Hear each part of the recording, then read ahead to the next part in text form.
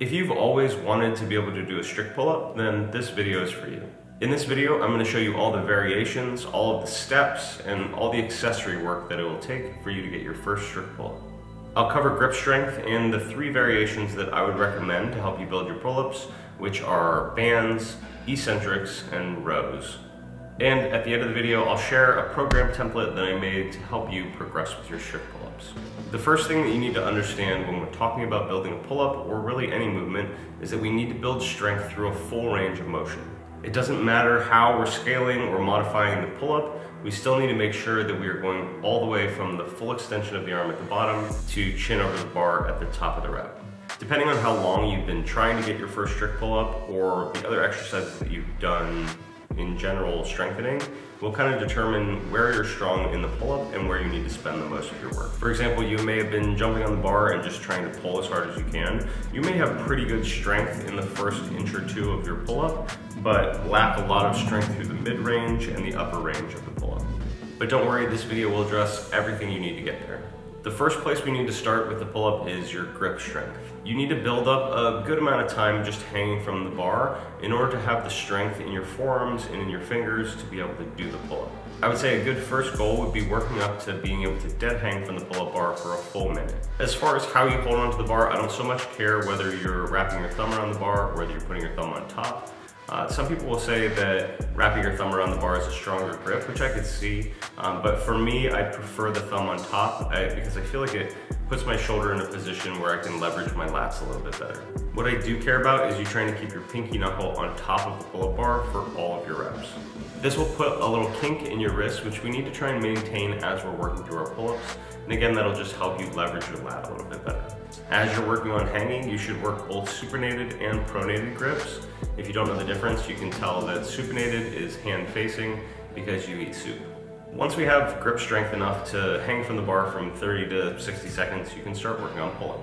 The next place you need to work on is your scapular strength. This is the strength to be able to retract your shoulders back and down. This movement, the scap pull-up, will help you activate your lats and your shoulders and prepare them for the work that's going to be done. This scap pull-up should be a staple in your pull-up training as well as a great way to warm up for your pull-ups. Going back to hanging, ideally you should be able to hang from the pull-up bar in an active position with your shoulders retracted for at least like 30 seconds, and you should be able to perform 10 plus scap pull-ups unbroken. Whenever you jump up onto the pull-up bar, make sure that your shoulders are in that retracted scap position through the full range of motion of the pull-up, regardless of how you're modifying or scaling the pull-up. This is a huge mistake I see with people, even who have strict pull-ups, is that they can't maintain that retraction in their scaps through the whole range of motion, and they end up pulling with their shoulders instead of with their lats and their back. In my opinion, doing any of your pull-up variations like this is not going to help you build a strong foundation for a good solid pull-up. Using bands are great because bands can help reduce your body weight so that you can complete the pull-up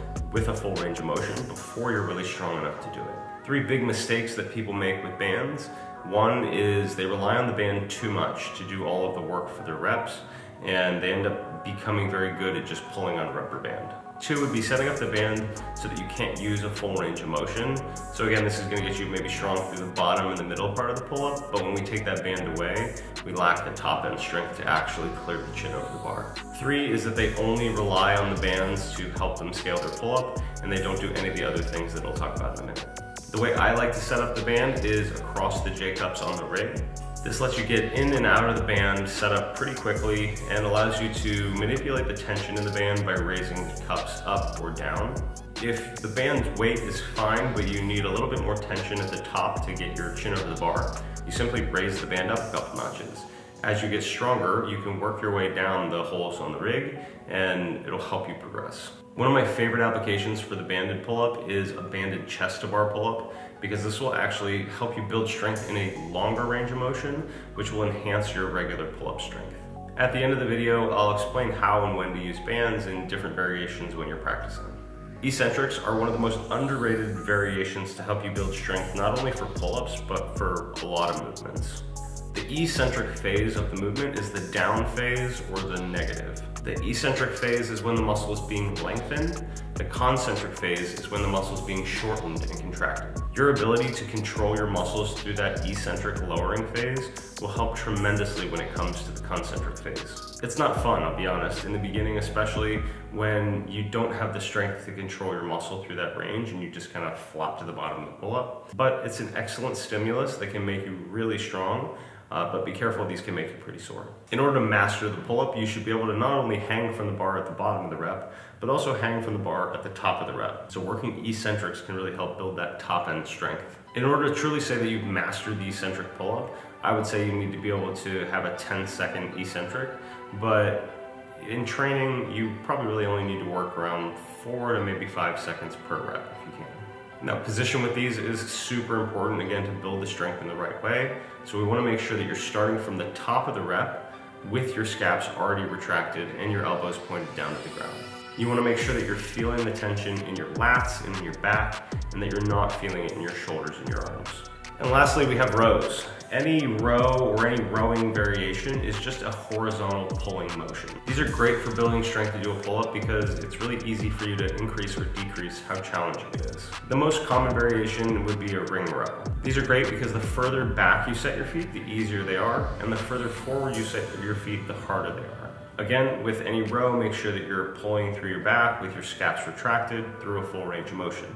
Once you get really good at ring rows, then you can even do them with your feet elevated on a box. The bar row is also harder and helpful for building the pull-up because we're building it with a pronated grip instead of a neutral grip like on the rings. But of course you can do bar rows with a supinated grip as well. Finally would be dumbbell or barbell rows. While there's many variations of barbell rows and dumbbell rows, here's a few of my favorites. You can throw these in at the end for accessory work, 3 to 4 sets for 8 to 10 reps. Single arm dumbbell rows, pendlay rows, seal rows, seated band rows, barbell rows, and kettlebell bent over rows. In addition to doing the core pulling work, there's a bunch of accessories that I like that can really help round everything out and help you build the pull-up and keep your shoulders healthy and safe while you're doing it. These are things that I would add into your warm-up or at the end as a finisher. Band pull-aparts, both supinated and pronated variations. Making sure that you're spreading the band along your nipple line by pinching your shoulders together and keeping your elbows extended. Face pulls, making sure that you're keeping your elbows tucked at about 45 degrees and that the band is set at face height. PVC or band pass-throughs, these are also called dislocates some places. Make sure to keep your elbow extended through the movement, shrug up, and then bring the band or pipe to your low back, and then right back over your head. If you're using the PVC pipe, try to work your grip in every 10 reps or so. Lateral raises or bent over lateral raises, you can use either light dumbbells for these or change plates. Really make sure that you're keeping your elbows extended and that you're fighting the eccentric on the way down. Glute raises use a little bit more momentum than other movements, but it helps strengthen the shoulder dynamically. You want to work your way up to these. I wouldn't throw these in at the very beginning. And one of my favorites to help develop the lower traps, the trap 3 raise. Again, for this movement, make sure that your scaps are retracted and that your elbows are extended. You can use an incline bench if you have one, or you can do a makeshift variation of this by putting a flat bench against a J-cup. Now, how do we take these movements and accessories and use them to build a pull-up? Since this movement requires building strength, you're going to need to develop some progressive overload. Basically what that means is doing more than you did the last time. So more reps, more sets, lighter bands, or slower eccentrics. No matter where you're at currently with your pull-up, make sure that you're prioritizing quality movement over everything else. This program is 3 days a week and should take about 30 minutes in total. The way it works is we're spending 1 day on each of the variations that I mentioned in this video.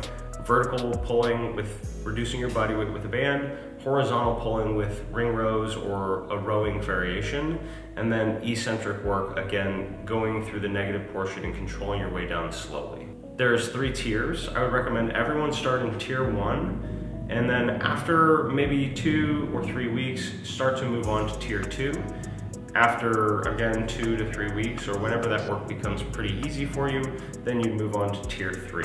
In addition to a general warm-up, make sure that you complete the pull-up warm-up every single session to make sure that you're primed and ready for the pulling work to come. This program is just a template, and it's there to help you be flexible with your training, but also have a guide of what to go off when you're trying to progress with these pull-ups. You may spend 1 week in tier 1, or you may spend 1 month in tier 1.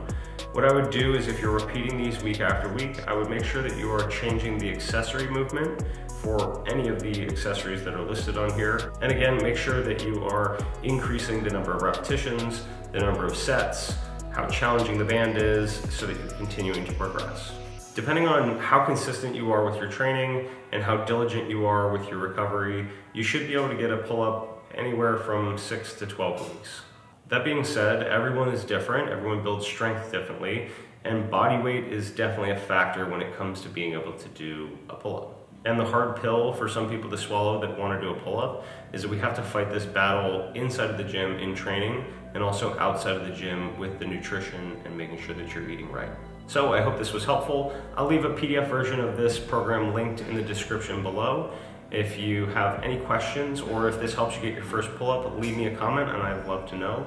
Hit the like button if you enjoyed the video, and I'll see you soon.